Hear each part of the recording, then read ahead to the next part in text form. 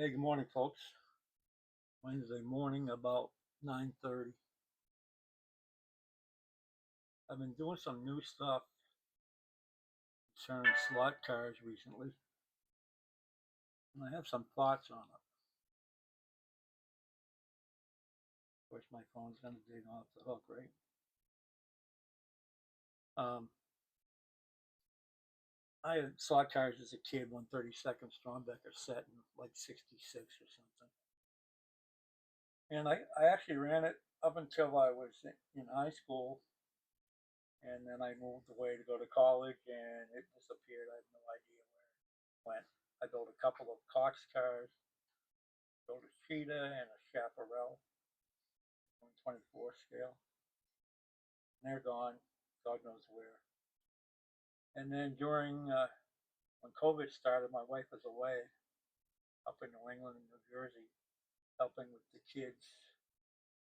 uh, kids schooling because they were only going to school a couple days a week, and they were working. So she spent a number of months up there. While she was away, I decided I would grab a couple of models from Amazon and build some car models. Is something that I did as a kid. The other hobby I took up while she was gone was day drinking. I had a couple of buddies we'd meet up about 4 o'clock, 2 or 3 days a week, and have a few cocktails. Anyway, so I'm on Amazon looking for another car to build. And I spotted Carrera slot cars, and I said, "Holy crap,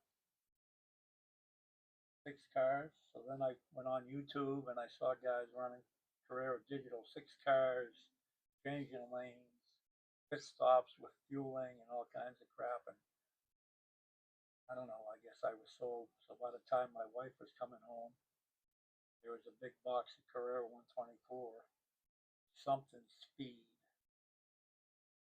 Um, I forget the name exactly. It came with the Pink Pig 911 and Rothman style livery 911. Those are the 2 cars that came with the set.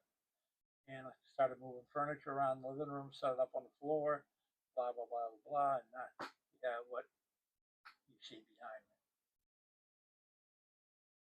So I guess really the subject of this is I made a lot of mistakes when I first started out, and I spent more money than I needed to. The number one suggestion I could give to anybody getting into digital slot cars, especially if they're going to run 124s, which is that's all I run is 124. Scratch built 125th, is you need shoulders. Before you buy more track, before you buy more cars, get shoulders for your track, inside and outside in most cases. It's funny how the hobby has taken myself and other people, pretty much everybody I watch, in different directions. It's a it's really a niche hobby, um, and if you don't think so, the next holiday dinner that you have, mention to the during dinner that you like slot cars, and what you're going to do is you're going to get blank stares, dry smiles, maybe a giggle, and no eye contact. So that tells you how niche it is. And then there's always different niches. Like there's a lot of guys that um, stick with digital. There's guys that decide, no, digital's not for me, go to analog. There's guys that go to wood track racing. They build a home wood track. There's guys that run commercial tracks, may not even have a home track. There's people that spend a lot of time producing slot car videos. There's guys that do a lot of stretch building, which is where I curved off to. I decided that I really enjoyed building the cars, and that kind of took some time away from actually running the cars. I built probably 20 cars now, and I plan on building more. So there's lots of separate niches within the hobby. Um, there's guys that have been around forever. Guys like Harry from Home Racing World, Dave from Shotgun Dave, Nico from the Slot Car Dude, and many others that have forgotten more about slot cars than I'll ever know or need to know, basically. And then there's new guys like Marty from Two Lines Raceway, who have brought the hobby forward via YouTube to many more people. And I think the hobby has grown, particularly here in the United States and Canada, significantly in the last 5 years.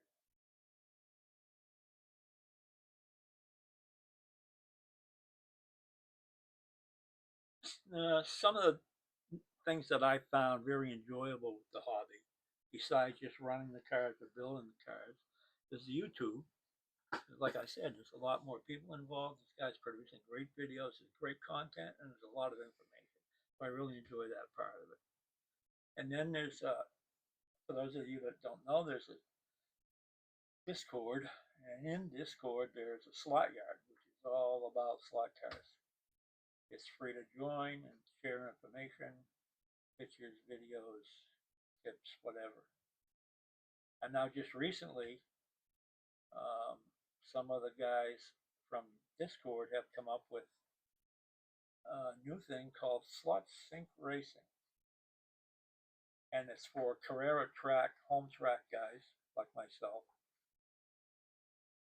You submit your track in order from the start finish all the way around, the type of track, let's say a straight, an R2, an R3, an R4, R1, 8 straights, like that, all the way back to the start finish. You submit that, and they set up your track in SlotSync,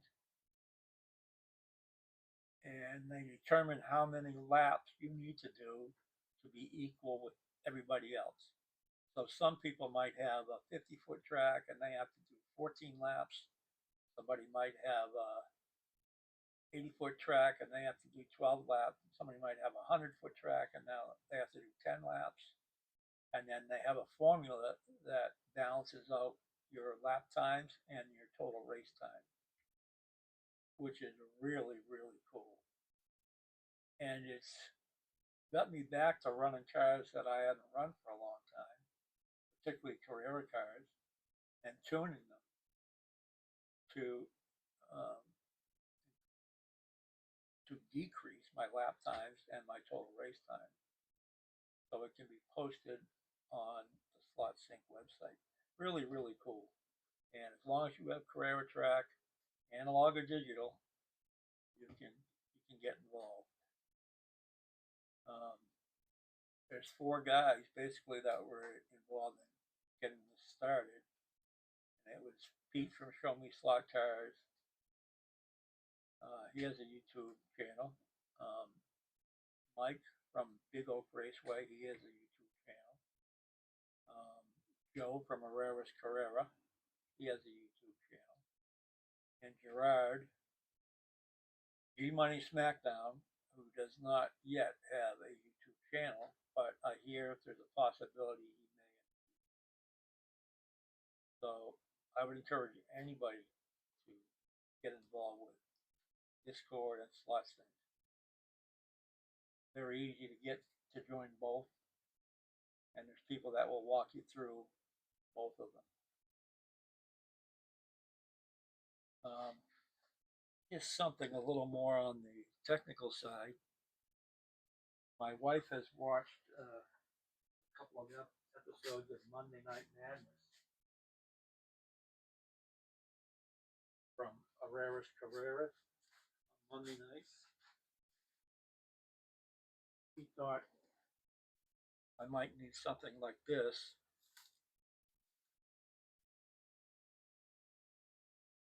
to protect me from the complete bullshit ability. So every Monday night now I'll be wearing this while I watch Monday Night. hope you get something out of this video. I hope you enjoyed it. If you didn't, oh well.